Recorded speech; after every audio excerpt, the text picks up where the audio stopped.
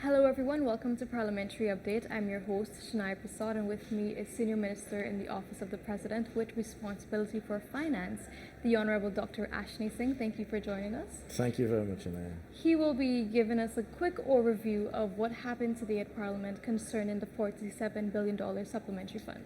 Minister? Sure, so thanks a lot. Thank you very much for inviting me to join you in the studio and to join your viewers.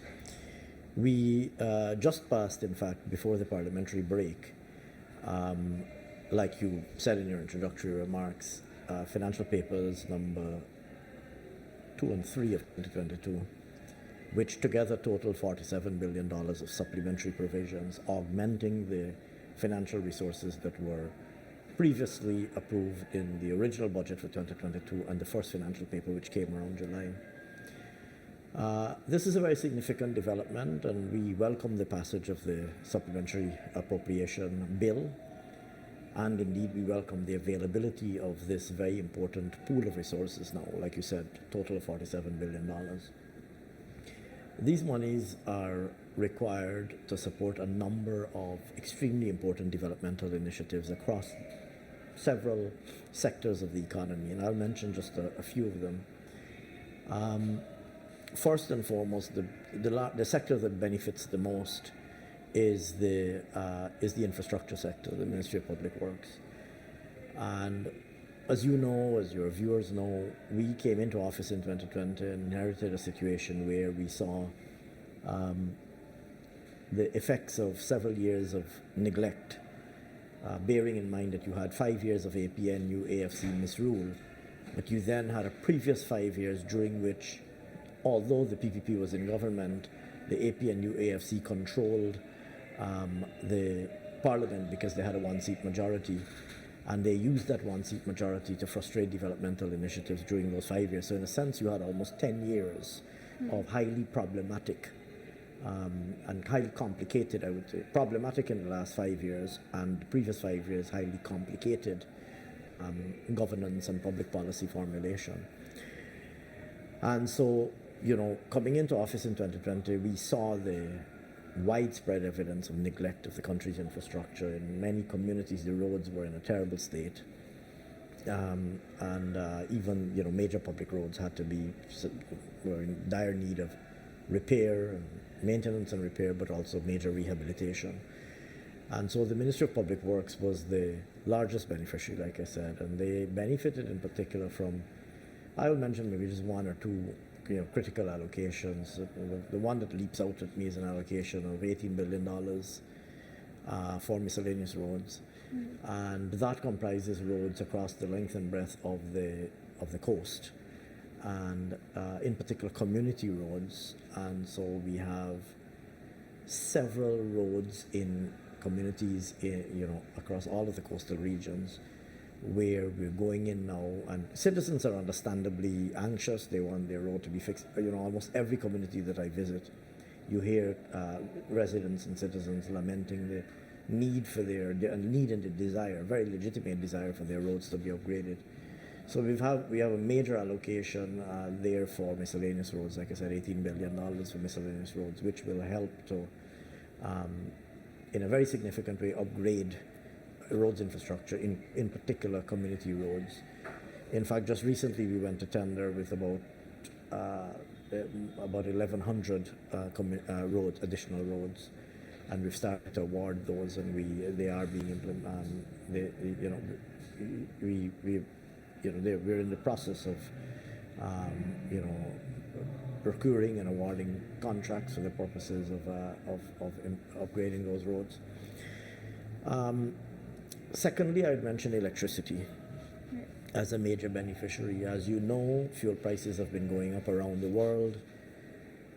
Fuel prices moved. When we came into office, fuel prices were about $40 a barrel. They went up to as high as maybe $120 a barrel. They're back down to maybe just around between $80 and $90 a barrel.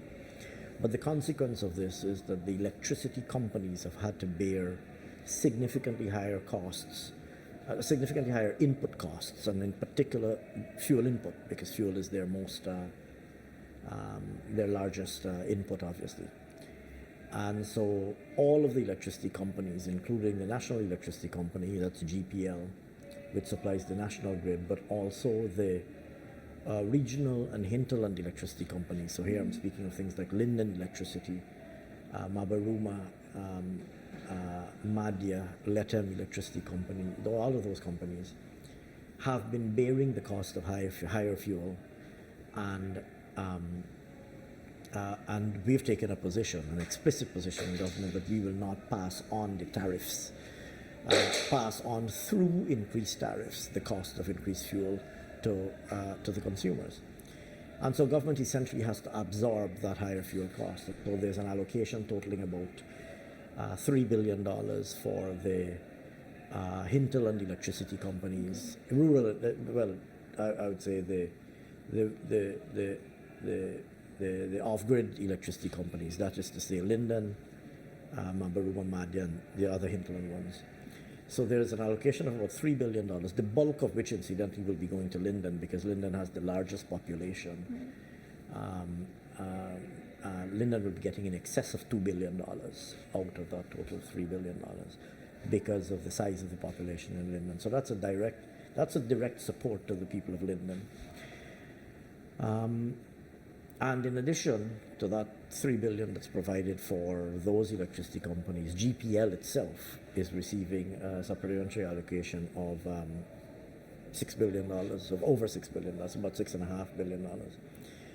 And here again, this is the help to provide liquidity to GPL, particularly in light of the fact that GPL,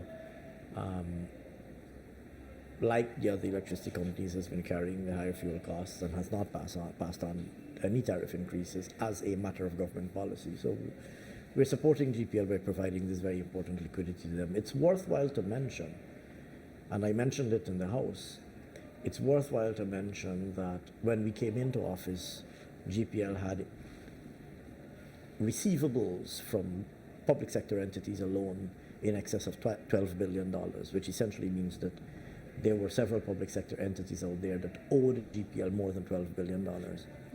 And so the national utility was itself bankrupt and didn't have the cash flow to do the kinds of maintenance that it needed to do and to procure essential materials and spares and so on. So we have an allocation here of $6 billion to support liquidity in GPL. Other sectors that benefit and that I would highlight would include, for example, the security sector. There are significant allocations for the security sector. The police, for example, got about $2 billion, and that's to support police operations. We've been rolling out a number of initiatives to ramp up the capabilities of the police force, including things like their equipment fleet and their ability to do things like mobile patrol. So we've been investing heavily in vehicles for the police to ensure that improved mobility and ease of access for the police force. And that, of course, brings with it other operational costs as well. And so there is an amount in the financial papers totaling $2 billion, in fact, a little bit over $2 billion for the police. And similarly, additional support for prisons. The Guyana Defense Force gets just under $1 billion as well, which is, they have an important role to play as well in discharging their important mandate in relation to territorial integrity and protecting the sovereignty of our country. And of course, the role that they play in some of the more in some of the more civil capacities. As you know, they're participating heavily in some of the major, public initiatives like the Men on Mission initiative, which was launched recently, and so on.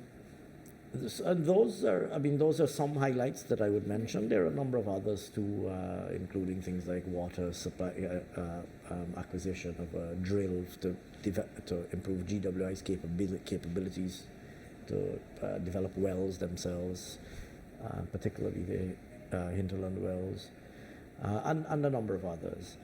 And so, if you consider the entire spectrum of these financial papers, what you see is a clear pattern of continued investment in ensuring that our public institutions are able to discharge their important mandate and that citizens benefit.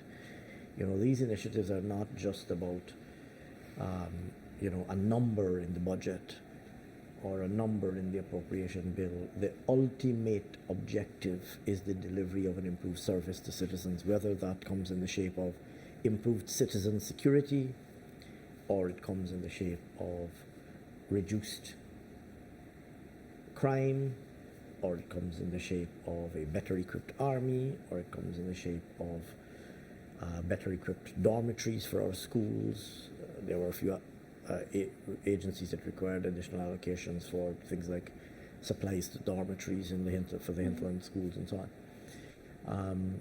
Or indeed, if it comes in the shape of more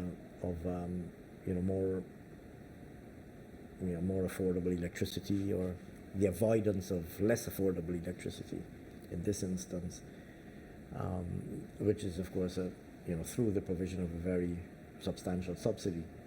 Right. And ultimately, and finally, I guess, even if it comes in the form of better infrastructure, all of these things point in one particular direction, and that is to improve the quality of life enjoyed by all Guyanese people. The other point that I would make is what we're also seeing is the capacity to implement, which we are working very hard to improve, because we want to make sure, that President Ali has made no secret of the fact that he's in a hurry. He wants to deliver development to the people of Guyana, to all of the people of Guyana, in the shortest possible time. And so we are, in fact, gearing up the government machinery to ensure that it can deliver as much as much as it possibly can, as quickly as it possibly can, and at the best quality that it possibly can. And the capacity to absorb these additional resources also evidences that built-up capacity to implement.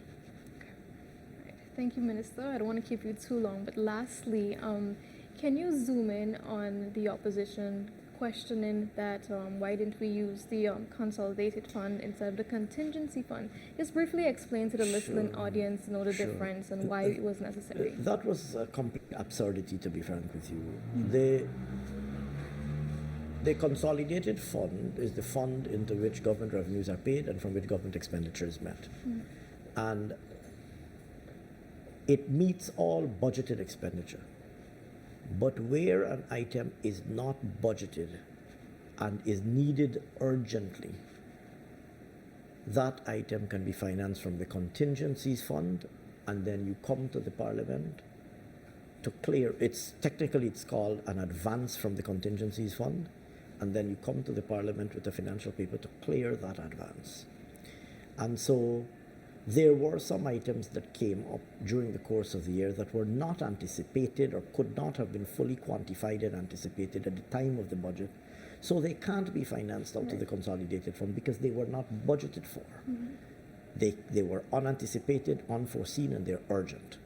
For example, the scale of the National Two-Shows Council conference and the scale of the Amerindian Heritage Month could not have been fully anticipated, because at the time that we were doing the budget, we were still far away from September when these events would be held, and we were therefore not in a position to predict with perfect accuracy what the COVID-19 situation would be.